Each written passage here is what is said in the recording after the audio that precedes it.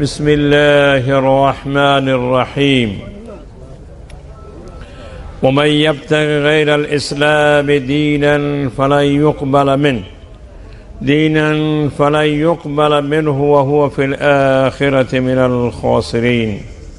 صدق الله خالقنا العظيم وبلغ رسوله النبي الكريم ونحن على ذلك من الشاهدين والشاكرين.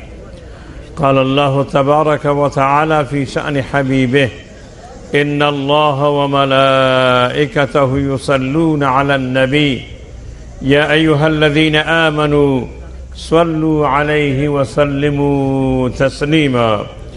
اللهم صل على سيدنا ومولانا محمد وعلى آله وأصحابه وبارك وسلم. سروران گرامی و حضار محترم، عید سعید قربان را به همه شما و خصوصا حضار محترم تبریک و تهنیت عرض می کنم. الله ذوالجلال این عید سعید و این عبادات و این قربانی که تقدیم درگاه خدا می شود، خداوند به درگاه خودش بپذیرد و به همه شما عزیزان که امروز در اینجا حضور دارید، الله ذوالجلال در سالهای آینده حج بیت الله و زیارت حرمین شریفین را خدای متعال نصیب بفرمایند. سروران گرامی، آیه 85 سوره آل عمران به حضور شما تلاوت شد. خداوند می فرمایند که و من یبتغی، هر کسی که طلب بکند غیر الاسلام دینا، به غیر الاسلام دیگر دینی را خداوند می فرمایند هر کسی قبول بکند فلن یقبل منه، این دین از اون پذیرفته نمی شود، به غیر از اسلام هر دینی را که کسی طلب بکند فلن یقبل منه. چیز بسیار جالب هست. چرا خداوند ملاک فقط دین اسلام را قرار داده؟ علتش این است که دین اسلام خلاصه همه ادیان آسمانی از زمان آدم تا زمان خاتم بوده. و من یبتغی غیر الاسلام دینا فلن یقبل منه و هو فی الآخرة من الخاسرین. چرا دین اسلام ملاک شده؟ و در آیه 83 می فرمایند فغیر دین الله یبغون وله اسلم من فی السماوات والارض طوعا و کرها و الیه ترجعون. دین اسلام برای این ملاک قرار گرفته که همه تسلیم الله هستند، همه چیز تسلیم الله هست. لذا دین اسلام هم امون دینی هست که همه ما تسلیم الله هستیم.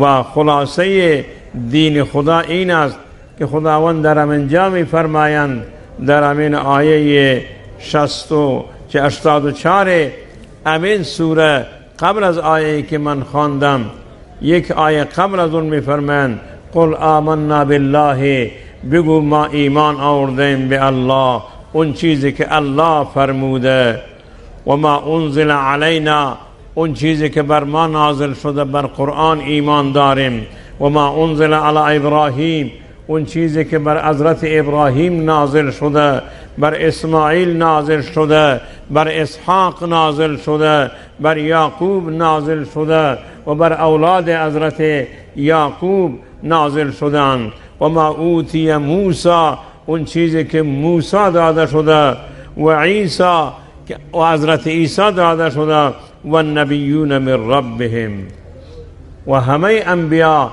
اون چیز و اون دینی را که از طرف خدا آوردن ما به همه اونا ایمان داریم. من ربهم لا نفرق بین احد، این معنی ایمان ما هست، کیفیت ایمان ما. لا نفرق بین احد منهم و نحن له مسلمون. اما جمله مقصودی این است که ما فقط تسلیم الله هستیم و نحن له مسلمون. و پشت سرش همین آیه که من خواندم و من یبتغی غیر الاسلام دینا فلا یقبل منه. به این سبب دین اسلام والاترین پیام الهی است که خداوند به بشریت داده و دین رسول الله تا قیام قیامت هست و دین قرآن دین رسول الله تا قیام قیامت هست. از این به بعد دیگر کتاب نازل نمی شود و از این به بعد دیگر نبی نمیاد. رسول الله خاتم الانبیا هست و کتابش خاتم الکتب. الله ذوالجلال به این سبب می فرمایند که و من یبتغی غیر الاسلام دینا فلا یقبل منه. به این علت دین اسلام جهان شمول هست و علت بقایش دو چیز هست. یکی این که ما ایمان داریم به توحید الهی، به انبیاء خدا، به قیامت، به همه کتاب‌های آسمانی و به معاد و به همه چیز ما ایمان داریم. یکی امین هست و دوم این است که دین اسلام منهج هست که ما تسلیم الله هستیم، تسلیم دستورات خداوند هستیم. و این منهج هست و این رای هست و این روش هست که انسانها می توانند با هم دیگر تعامل داشته باشند، با هم دیگر زندگی بکنند.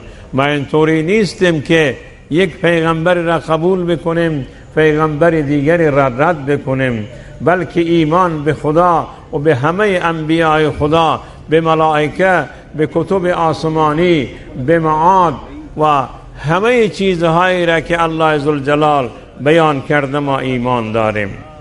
و همچنین در آخر سوره بقره مانند همین آیه 83 که من به حضور شما خواندم، یا 84 که خدای متعال فرمود در اونجا آمن الرسول بما انزل الیه من ربه. این آخرین قسمت سوره بقره هست. آمن الرسول بما انزل الیه من ربه والمؤمنون كل آمن بالله و ملائکته و کتبه و رسله لا نفرق بین احد من رسله. دین اسلام دینی هست که همه خوبی ها را پذیرفته، همه خوبی ها را قبول دارد. این متعلق به چه سرزمینی هست، به چه زمانی هست، به چه مکانی هست، به هر جا باشد، اون چیزایی که خوبند همه را پذیرفته از زمان آدم تا خاتم. و ما همه خوبی ها را قبول داریم به همه انبیا، به همه دینهای آسمانی که الله ذوالجلال دین خداوند یکی هست. اصولی که آمده یکی هستند از زمان آدم تا زمان خاتم. اصول عوض نشده اند، رسول عوض شده. توحید و رسالت و معاد در همه ادیان بوده، در دین اسلام هم هست. دور از افراط و تفرید هست. و امین است منهج آل سنت والجماعه که ما هم پیغمبر را و صحابه پیغمبر را قبول داریم، ام آل بیت رسول الله را قبول داریم. این منهج آل سنت که به گفته یکی از دانشمندان عرب میگوید که ربحت الصحابه ولم اخسر آل البیت. من صحابه را به دست آوردم بدون اینکه آل بیت را از دست بدهم. صحابه رسول الله اونایی که اولین شاگردان مکتب قرآن بودن، اولین شاگردان رسول الله بودن، اولین شاگردان این دین بودن، اونا قرآن را، گفته های پیغمبر را به ما رساندن. اگر ما در عدالت اونا در صداقت اونا و در امانت اونا شک و شبهه‌ای داشته باشیم، گویا که نه قرآن را قبول داریم نه احادیث رسول الله را. تکبیر! الله اکبر! الله اکبر! الله اکبر! قرآن و احادیث رسول الله، قرآن و احادیث رسول الله توسط اولین شاگردان رسول الله به ما رسیده اند.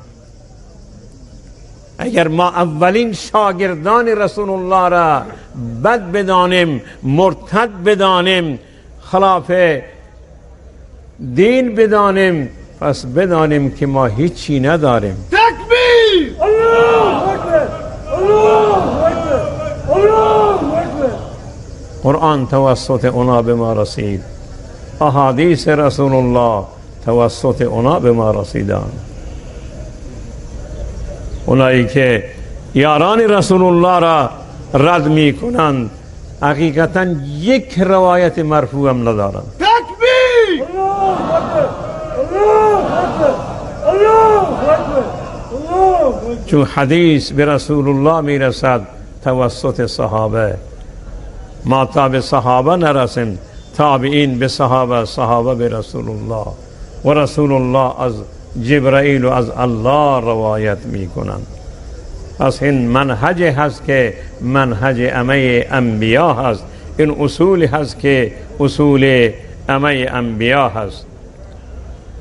نکته جالبی که در اینجا من برای شما میخوام بیان بکنم، دین اسلام دین اعتقاد درست و صحیح هست. دین اسلام دین اعمال هست. دین اسلام دین اخلاق. وقتی که عقیده درست داشته نباشیم، اعمال درست داشته نباشیم، اخلاق درست داشته نباشیم، پس بدانیم که از دین الهی چیزی نداریم. باید اعتقاد درست باشد، امون منهج و روش و سنتی که رسول الله فرموده. خداوند در همین سوره آل عمران میفرمایند قل ان کنتم تحبون الله فاتبعونی یحببکم الله و یغفر لكم ذنوبکم والله غفور رحیم. اگر شما خدا را دوست دارید، از روش پیغمبر پیروی بکنید. در این سبب در این جا شما دو جایزه داده می شود. یکی این که خدا شما را دوست می گیرد و دوم که الله ذوالجلال شما را مغفرت می کند. ان کنتم تحبون الله فاتبعونی یحببکم الله و یغفر لكم ذنوبکم والله غفور رحیم. دو تا پاداش در اتباع رسول الله هست. ما پیغمبر را دوست داریم، یاران پیغمبر را دوست داریم، اصحاب پیغمبر را دوست داریم، آل بیت رسول الله را دوست داریم. اولین آل بیت رسول الله ازواج پاکش هستند. تکبیر!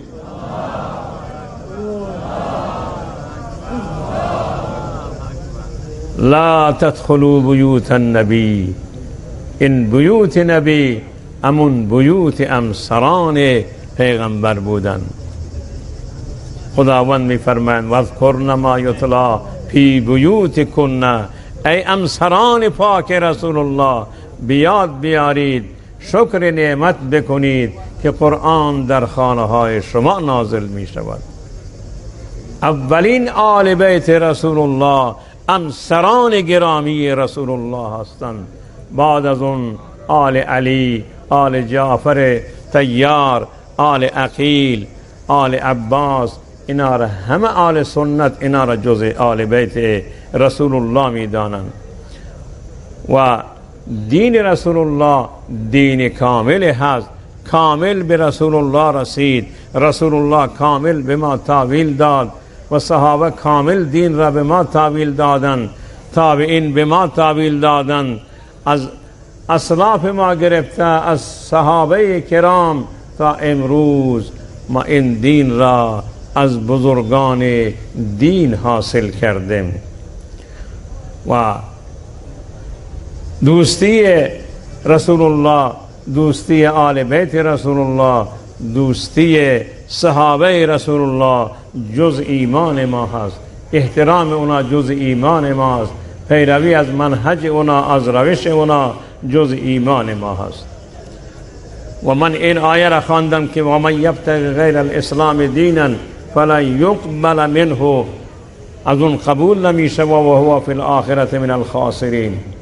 خیلی جالب هست که خداوند میفرماند به غیر از دین اسلام که دین جهانی هست، دینی هست که شامل همه ادیان هست، به غیر از اون دیگه کسی دیگه دینی را بپذیرد از اون قبول نمی شود. و در این زمان و امروز مسئله هست به نام دین گریزی و دین ستیزی.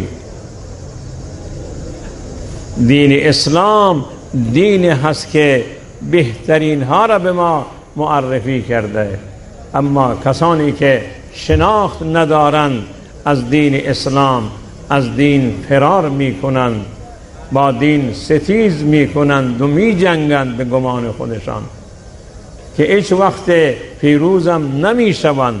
دین اسلام یعلو ولا یعلا علیه، دین اسلام همیشه برتره. از نظر دلیل و برهان امروز ما هیچ کتاب سالم و کامل را که همونطوری که نازل شده به غیر از قرآن نداریم. نه تورات سالم هست و نه انجیل سالم هست. اونا را افرادی که به دست اونا افتاد مطابق میل و هوای خودشان اونا را تحریف کردند. و دین اسلام دین مواسات، مساوات هست. خداوند خطاب میکند به همه انسانها یا ایها الناس انا خلقناكم من ذکر و انثى وجعلناكم شعوبا و قبائل لتعارفوا ان اکرمکم عند الله اتقاکم. ای انسانها، همه شما از یک پدر و مادر از آدم و حوا پیدا شده اید و اونا از خاک بودند. خداوند اونا را از خاک آفرید، شما از خاک هستید. هیچ کسی بر دیگری امتیاز و برتری ندارد مگر به تقوای الهی.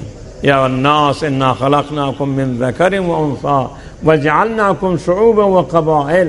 در سوره حجرات است این آیه که خداوند میفرماید شما را شعبه گروه قرار دادیم، طایفه قرار دادیم برای اینکه یک دیگر را بشناسید. این سبب امتیاز و برتری نیست. نجعلناكم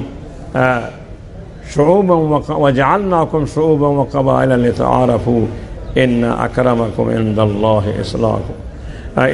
ان اکرمکم عند الله اتقاکم. اون که اتقا هست، پرهیزگار هست، اون بهترین و مهمترین هست. بلال حبشی با اون قریشی برابر هست.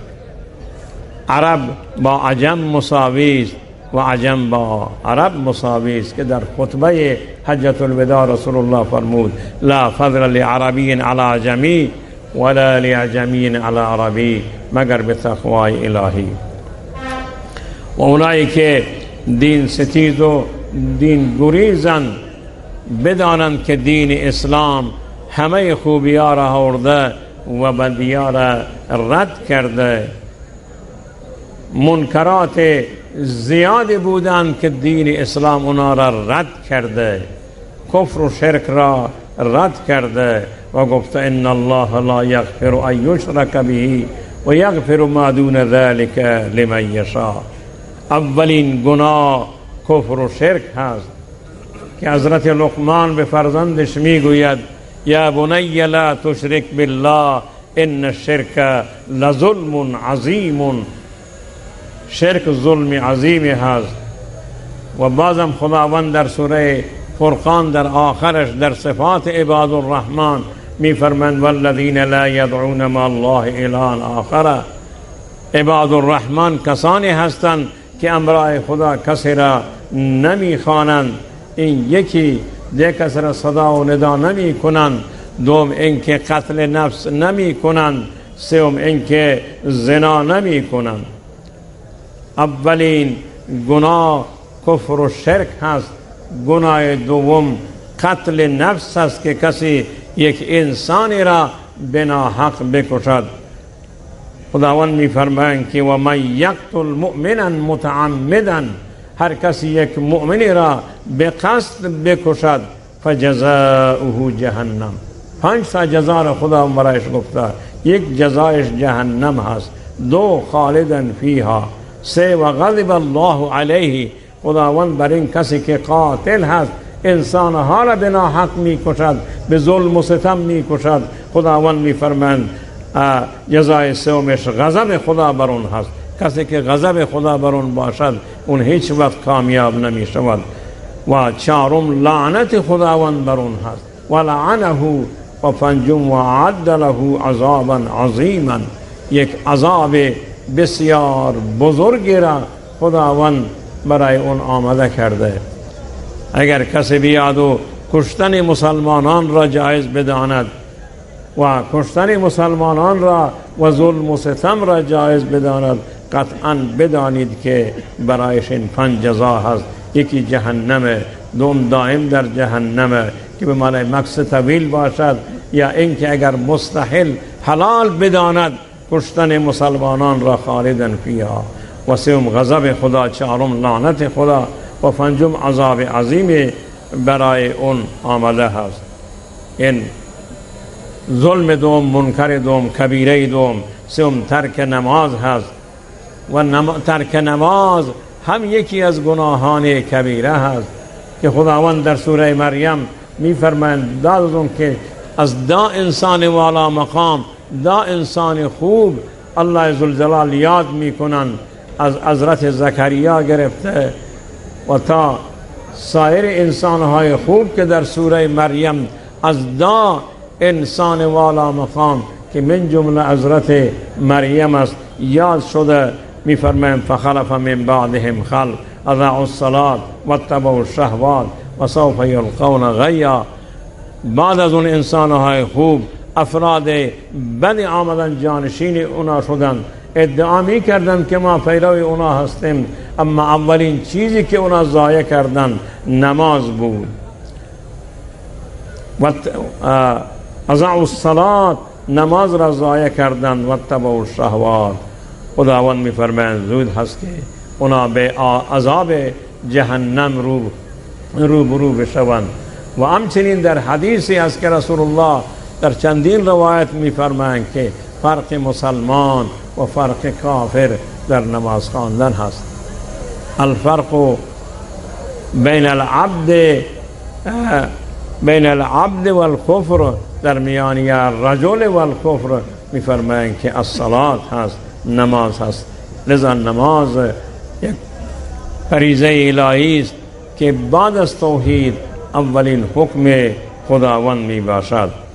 و همچنین یکی از گناهان کبیره که امروز جاری و ساری هست، یکی از گناهان کبیره شرب خمر هست. و نماز را که خدا لازم کرده، یک علت این که شراب حرام هست این است که نماز ضایع می شود.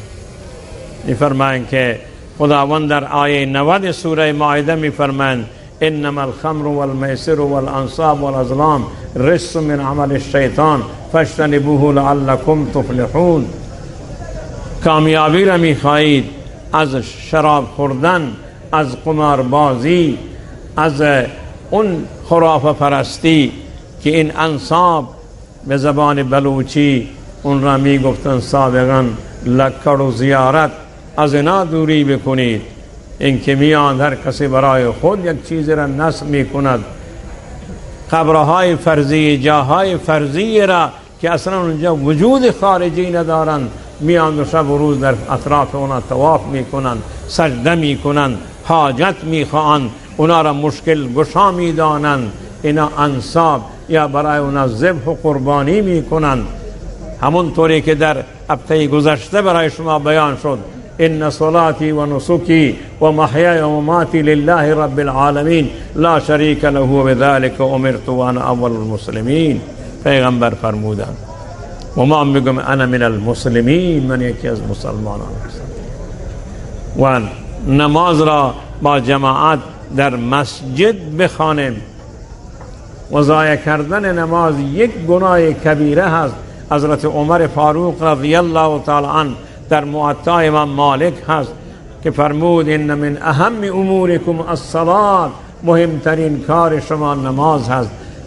هر کسی که نماز را اقامه کرد دین خود را اقامه کرده، هر کسی که نماز را ضایع کرد دینش ضایع شده. به عنوان بخشنامه حضرت عمر این را فرستادند و گفتند که شما نماز را ضایع نکنید، که اون کسانی که نماز را ضایع کردند خداوند به اونا خلف میگوید، جانشینان بد میگوید. متاسفانه مطابق آماری که مسئولین امر نماز و مساجد در کشور بیان میکنند، در کشور ما 75,000 مسجد وجود دارد، در حالی که از این مساجد میگم 25,000ش در کل کشور فعال هستند. 50,000 مسجد بدون نمازگزار و بدون اقامه نماز هستند، در حالی که خداوند درباره انسانهای خوب میفرمایند ان الذين ان مكناهم في الارض اقاموا الصلاة، نماز را برپا میکنند و آتوا الزکات، زکات میدن و امروا بالمعروف و نهوا عن المنکر. یکی از علامت های کشور اسلامی و مسلمانان اولین چیز اقامه نماز هست، بعد از اقامه توحید ادای زکات هست و امر به معروف و نهی از منکر هست. و خدای متعال به ما توفیق میدهد که مساجد را آباد نگاه داریم و 5 وقت نماز به مسجد بخوانیم. و مسجد اگر هر طور اون را زیبا بسازیم، وقتی که نمازگزار در اون نباشند اون مسجد خراب هست. و شرب خمر یک مسئله شده، امروز در رسانه ها شما میبینید میشنوید. متاسفانه میگویند در فلان شهرستان اینقدر افراد مسموم شدند با شراب خوردن و شراب های به اصطلاح نامرغوب. ما چه مرغوبش و چه نامرغوبش هر دو تایش خدا گفته رجس من عمل الشیطان فاجتنبوه لعلکم تفلحون. حالا میگویند که بله استانداردش باشد خوب است و غیر استانداردش نه، هر دو تایش خداوند رجس گفته، چه استانداردش و چه غیر استانداردش هر دو تایش حرام هستند. شراب خوری امروز زیاد شده، خرافه پرستی زیاد شده. الله ذوالجلال شراب خوری را و خرافه پرستی را در کنار اون بت پرستی قرار داده. و باید ما نماز را داشته باشیم، دوری از مشروبات الکلی که خداوند رجس گفته، از عمل شیطان گفته. و آیه 90 سوره مائده امین مسئله را بیان کرده. سرقت و خیانت یکی از کارهای زشت و منکر هستند. سرقت، دزدی و همچنین خیانت در بیت المال که افراد میاند و بیت المال را عیب و میل میکنند، مال خود میدانند، مال اطرافیان خود میدانند، در حالی که رسول الله صلی الله علیه وسلم در جنگ بدر بود که گفتند یک قطیفه از بیت المال گم شد. بعض افراد گفتند شاید رسول الله اون را برای خود برداشته. قطیفه یعنی یک اینطوری فتور روسریه. خداوند بلا فاصله در همین سوره آل عمران میفرمایند که ما کان لنبی ان یغل، برای پیغمبر مناسب نیست، جائز نیست اینکه در بیت المال خیانت بکند. و من یغلل، هر کسی که خیانت بکند یأتی بما غل یوم القیامه. پیغمبر میفرمایند که روز قیامت شما را نبینم مال مردمی به پشت شماست، در میدان محشر حاضر می شوید. حالا شتر باشد، گاو باشد، گوسفند باشد، کالای باشد، اساس باشد، پول باشد، مال مردم هست، دزدیده اید. اون روز قیامت قرآن گفته یأتی بما غل یوم القیامه، شما را نبیرم که با مال مردم بیایید، روز قیامت من برای شما شفاعت نمی کنم. خیانت در بیت المال و این مسئله که گفتم ما کان لنبی ان یغل و من یغل یأتی بما غل یوم القیامه. همچنین نافرمانی پدر و مادر، دوری و ترک رابطه با نزدیکان. الله عزوجل در آیه 36 سوره نساء می فرمایند که واعبدوا الله ولا تشركوا به شیئا و بالوالدین احسانا.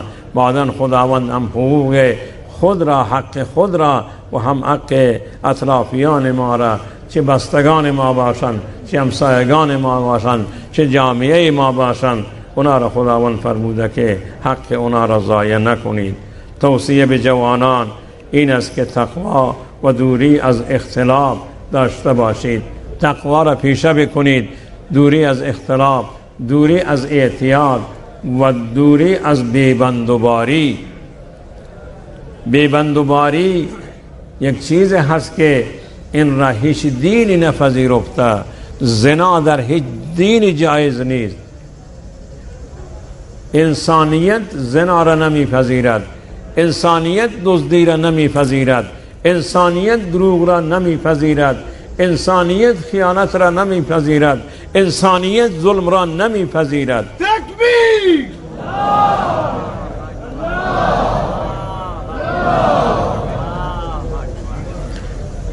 و تقوا داشته باشید، دوری از اعتیاد. اعتیاد امروز موزل جامعه ماست.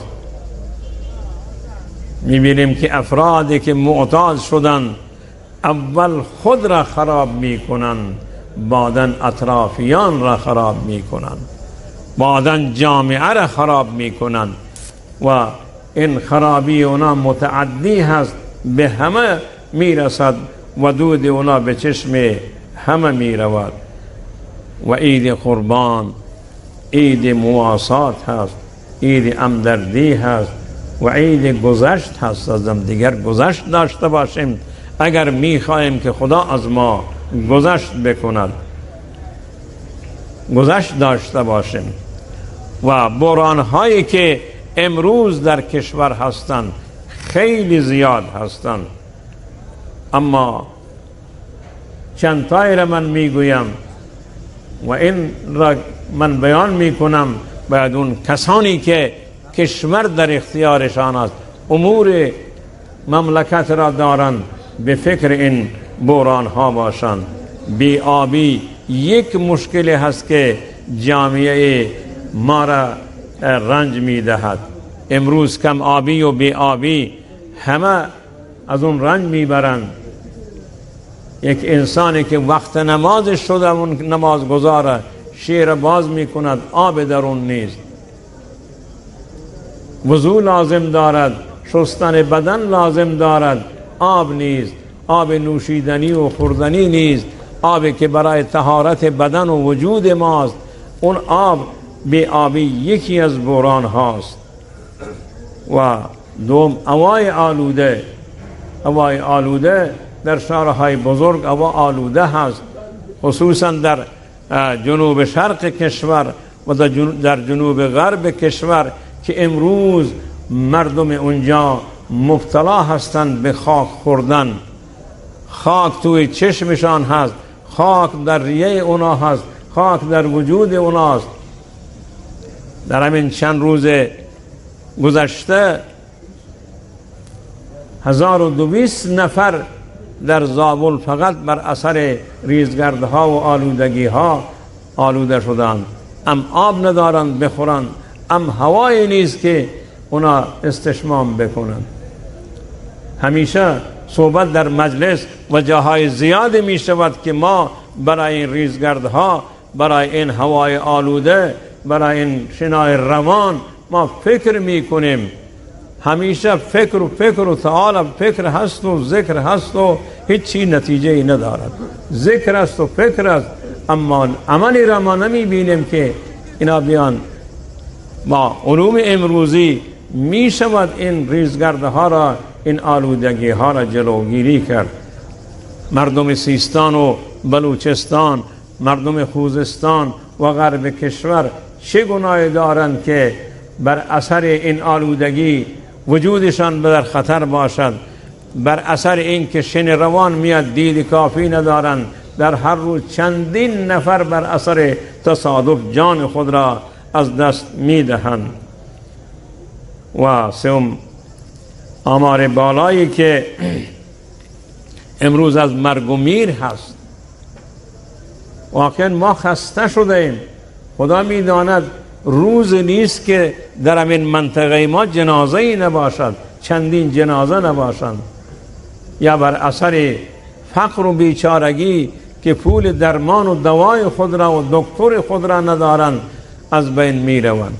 همین که مریض شد باید برایش کفنی بگیریم و آماده مرگش باشیم. من در هفته گذشته گفتم ما چه فکری برای دوا و درمان این کسانی که توان ندارند؟ کدام دفترچه بیمه برای اونا رسیدگی می کند و اونا دفترچه درمان دارند؟ در دفترچه این که بیمارستان بخوابند، جای دکتر بروند، هزینه کمی داشته باشند. امروز یک نسخه ای که یک کسی مریضی معمولی داشته باشد بره واسه 4 میلیون بیشتر می شود. این از کجا بیارد؟ و امروز ما می بینیم که بله مرگ و میر خیلی بالا هستند، مریضی ها خیلی بالا هستند. مریضی ها اول اندک و آسانند اما تبدیل به مریضی مزمن می شوند و مرگ و میر خیلی زیاد شده. و همچنین مشروبات الکلی یکی از معضلات جامعه شده که افراد مبتلا شدند به خوردن مشروبات الکلی و خود را میخوان که آرام بکنند، آرام بخش بخورند، در حالی که اونا میمیرند. و خدای متعال همه ما را توفیق عمل نیک بدهد. و یک نکته را که میخوام بگویم، خبری که شایع شد که قصد ترور مولانا یا دیگر علما را داشتند. این علما را همونطوری که در روز جمعه گفتم ما قدر این علما را بدانیم. جامعه با اینا آرامش میگیرد، جامعه با اینا اطمینان حاصل می کند. اینا خیرخواه جهان و ملت و امت مسلمه هستند. خیرخواهان را اگر ما از بین ببریم خیری برای ما نیست. تکبیر!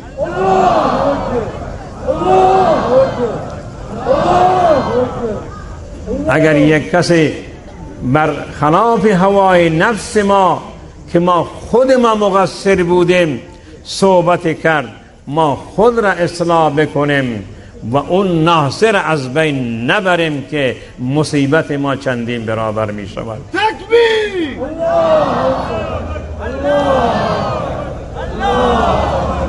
اگر خیانت آشکار می شود، بجای این که ما معذرت خواهی بکنیم و اون کسی که خائن بوده اون را تنبیه بکنیم، ما بیایم و مصاحبه های چنین و چنانی و فرونده های از پیش خود درست بکنیم، اون فرونده ها ما را به جای نمی رسانند. تکبیر!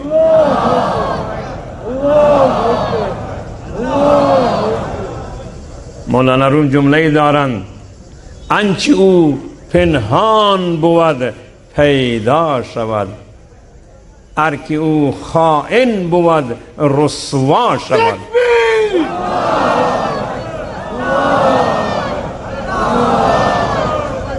واقعی را بیان می کنند مولانا روم که گروه با هم ساختن و اونا میوه هایی که اون مولای اونا و اون رئیس اونا خریده بود که میمان دارن به خانه ببرید، اونا میوه ها را خوردن، لقمان حکیم نخورد.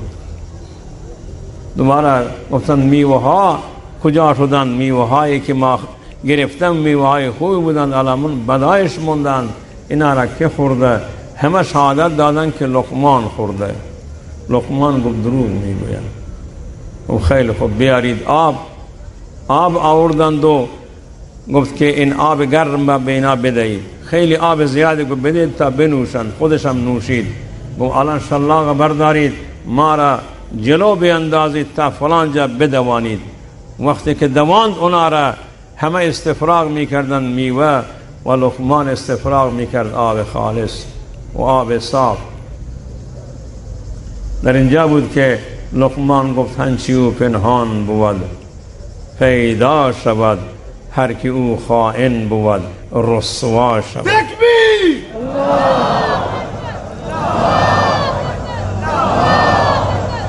در دنیا مسئولیت را ما رد میکنیم، اما اون روزی که فمن یعمل مثقال ذره خیر یره و من یعمل مثقال ذره شر یره، اونجا را چی کار میکنیم؟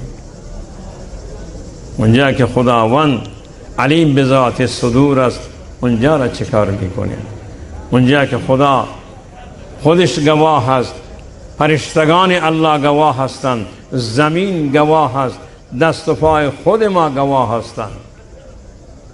الیوم نختم علی افواههم و تکلمنا ایدیهم، این دو دست بر ما شهادت میدهد، با خدا سخن میگوید. پوست ما گواهی میدهد، وجود ما گواهی میدهد، زمین گواهی میدهد. امون فکر و تدبر خود ما بر خیانت ما گواهی میدهد. اونجا را چیکار میکنه؟ و من توصیه‌ام بر این است که دین اسلام دینی هست که واقعا قابل اتباع هست، ارزشمنده. اگر من آخوند، من ملا آمده ام و نسبت به دین خیانت کردم، گفته من برخلاف دین بوده، این به حساب دین نیست، به حساب خود اون شخصه. به گفته علامه اقبال که جمله زیبا میگه مسلم از سر نبی بیگانه شد، باز این بیت الحرام بتخانه شد. مسلم از سر نبی بیگانه شد، بعد این بیت الحرام بتخانه شد. میگه سر منبر کلامش نیشدار است، سر منبر کلامش نیشدار است، از آن که صد کتابش در کنار است. از نیاکان دفتر اندر بغل، الامان از گفته های بی عمل. گفته هست عمل نیست. صحبت از دین اسلام، اما دین اسلام بر ما حاکم نیست. صحبت از تقوا هست، تقوا بر ما حاکم نیست. صحبت از خوردن مال حرام هست که ناجایز درست نیست، خیانت، اما هیچ کسی فریض نمی کند. حق مردم به مردم نمی رسد، حقوق ملت به ملت نمی رسد، و اگر حقوق ملت به ملت نرسد پس ما هیچ خدمت به مردم نکرده ایم. توصیه من به زنان مسلمان، اونایی که پیرو قرآن خود را می دانند، الگوی خود زنان صدر اسلام را بگیرند. قصه حضرت فاطمه هست که زمان وفاتش ناراحت بود. گفتن چرا ناراحتی؟ گفت تعالی وجود من کسی بیرون ندیده، من نرفتم که نامآرمان من را ببینم، جنازه من را چطوری میبرم؟ میگه اولین بار بود حضرت اسماء بنت امیس همسر گرامی ابوبکر صدیق که پرستار حضرت فاطمه زهرا بود، در وقت بیماریش پرستاری میکرد از اون. ابوبکر صدیق اون گفته بود حضرت فاطمه خواهر ندارد، نزدیک ندارد، دختر رسول الله هست، بروید از اون پرستاری بکنید. اگر گفت که اینطوری هست، من ناراحتی من بر این است که وجود من را کسی نبیند. گفتم در حبشه که ما هجرت کرده بودیم، حضرت اسما صاحب 2 هجرت بود. اون زمان به حضرت جعفر طیار به حبشه رفته بود، دوباره جعفر تیار که شهید شد امثال ابوبکر صدیق قرار گرفت. در حبشه اینطوری تابوت می ساختن، رویش پارچه می انداختن و مرده را تا قبرستان می بردن. میگه اولین بار بود که من گفتم به این شکل بود، تابوت را ساختن و جلوی فاطمه قرار دادم، دیدم تبسم بر لبان حضرت فاطمه آشکار شد که الحمدلله که جسد من را بعد از مردنم کسی نمی بیند. حجاب مسئولیت هست، حجاب حمایت انسان هست. خداوند به پیغمبر می فرمایند یا ایها النبی قل لازواجک، به همسرانت بگو، و بناتک به دخترانت بگو، و نساء المؤمنین به زنان مؤمن بگو یدنین علیهن من جلابیبهن، چادرها را بر خود بپیشند، ذلک ادنی ان یعرفن فلا یؤذین. این مسئولیت است، اذیت به اونا نمیرسد. اون کسی که اونطوری لخت و عریان میگردد اون گمان نکند که مسئولیت دارد، خود را به عنوان یک کالای مبتذل عرضه می کند در جامعه. به گفته علامه اقبال که جمله زیبایی را میگویند، یا خطاب به مخدرات اسلام، به زنان پاک دامن عفیف و با حجاب و با عفاف مسلمانان است. میگوید که بهل ای دخترک این دلبری ها، بهل ای دخترک این دلبری ها، مسلمان را نزیبت کافری ها. اگر پندی ز درویشی پذیری، اگر پندی ز درویشی پذیری، هزار امت بمیرد تو نمیری. تکبیر! اگر پندی ز درویشی پذیری، هزار امت بمیرد تو نمیری. حیایت نمیرد، عفتت نمیرد، حجابت نمیرد، از بین نرود.